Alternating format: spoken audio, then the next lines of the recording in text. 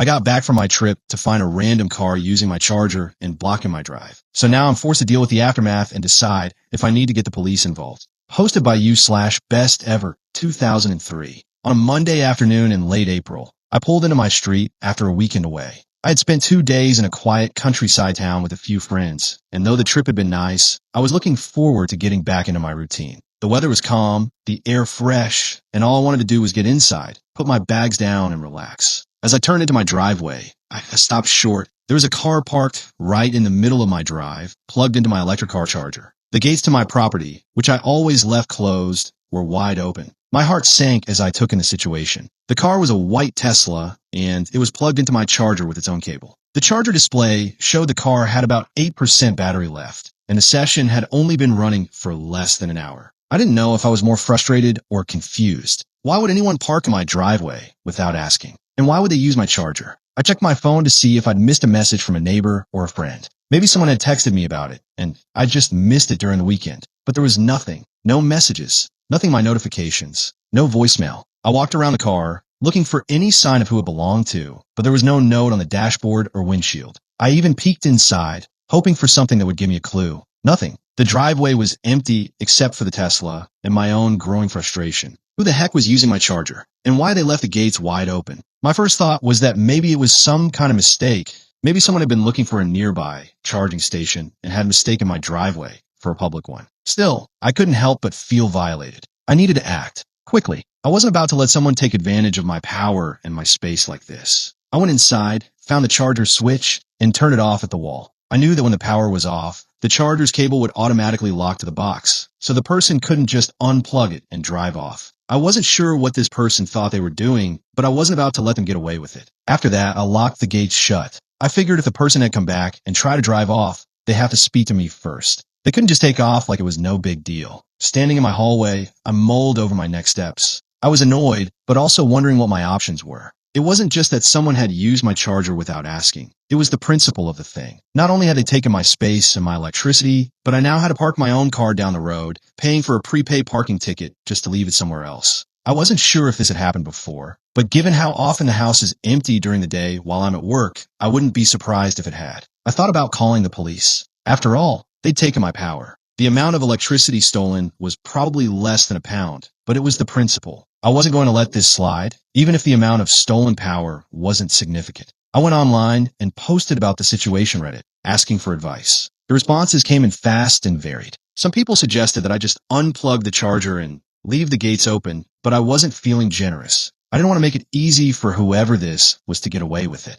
Others were more helpful, pointing out that legally, I was fine to lock the gates as long as I released them if the owner wanted to leave. One person commented, "There's a small theft element here, but the amount is really too low for either civil or criminal action." I replied, "It's the principle of the thing. I'm having to use a prepaid parking ticket on my car, so I can park down the road while they are merrily off shopping or whatever they're doing, thinking I'm charging their car. I assume if I leave them locked in, the police would come out and I would have to release them, which is fine, or I could just go out and leave them stranded. I'm just really annoyed and left wondering if they've done this before." A few people mentioned the safety aspect of the situation, warning that I might have a bigger problem on my hands. One commenter pointed out, "The issue I would be more concerned with is that this person knows where you live, and even if there's no immediate reaction, you may face issues down the line that will ultimately cost you more." I hadn't thought about that angle. My driveway and home were private, and now someone knew where I lived. I replied, "I'm 205 centimeters tall and built like Georges-Henri Colombi. Happy for them to try to cause bother, and in the mood I'm currently in,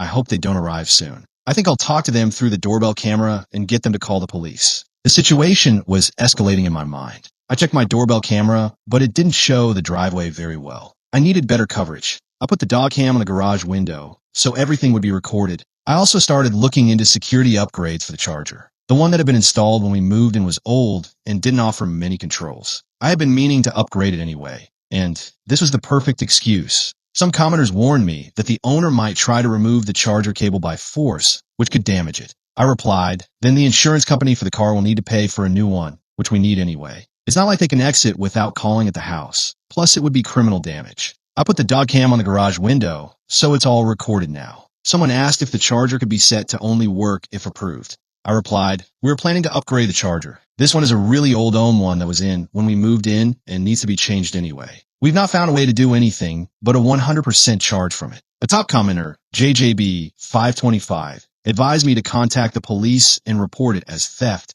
pointing out that under the Theft Act 1968, dishonestly using electricity without authority was a criminal offense. They wrote, contact the police and report it as theft. It's that simple. Record the registration mark and take a picture of the visible VIN to negate any attempt for them to say their plate was cloned. I took their advice seriously. I made sure to record the car's registration and took a photo of the visible VIN. I knew that if this went further, I would need evidence. I spent the rest of the evening waiting for the owner to return. The car sat in my driveway, plugged into my charger, while I parked my own car down the street. The whole situation felt like a bad joke, but it wasn't funny. I was angry, and I wasn't about to let this person walk away without consequences.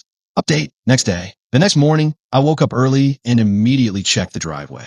The car was still there. According to the two cameras, the owner had returned around 11:50 p.m. the night before. However, when they saw the lock gate and checked the charger, they left without ringing the doorbell. They'd come and gone, leaving me none the wiser about who they were or what they were trying to do. Later that morning, while I was at work, I got a call from my neighbors. They told me that someone was using a cutting tool on the gate and that they had called the police. I rushed home, driving quickly through the empty streets. When I arrived, I found the police, my neighbor, and the car's owner on my driveway. The owner was a man in his 50s, dressed in business clothes. He seemed agitated and upset. He immediately started talking to the police, explaining that he had been staying at a hotel just around the corner. He said that one of the hotel staff had told him there was a charger on my driveway he could use. I couldn't believe what I was hearing.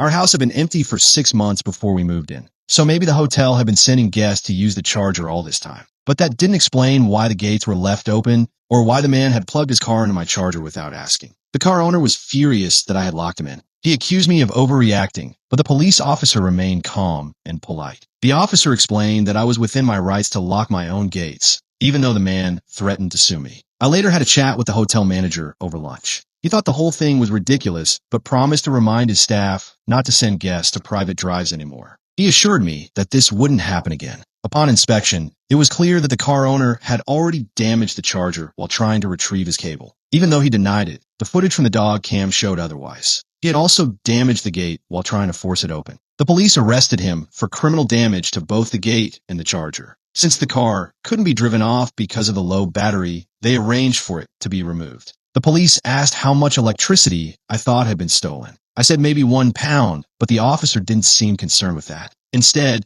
they wanted to know about the damages to the property. They mentioned they would return later to take a statement, and I was more than happy to give it. I spoke to my house insurer later that day. They told me to put in a claim and assured me they'd handle it. The police also mentioned they would look into a costs order to compensate us for the damages. The insurance company is now handling the claim for the damage to the gate and the charger. Someone in the comments asked if I could claim the damages from the car owner's insurance. I replied, spoke to my house insurers who said to put in a claim and they would deal with it. Police also said they would look for a costs order to compensate us. Another commenter asked if the man was apologetic for what he'd done. I replied, no apology, but he'd already been arrested by then, so he was off the scale annoyed. The situation had gone from frustrating to absurd to outright criminal. What started as a simple act of someone using my charger without permission had snowballed into criminal damage and an insurance claim. Another commenter asked if the hotel had been recommending people to use my charger before I moved in, and if there could be issues with the energy usage documented by the previous owner. I replied, we had the meter readings done when we moved in,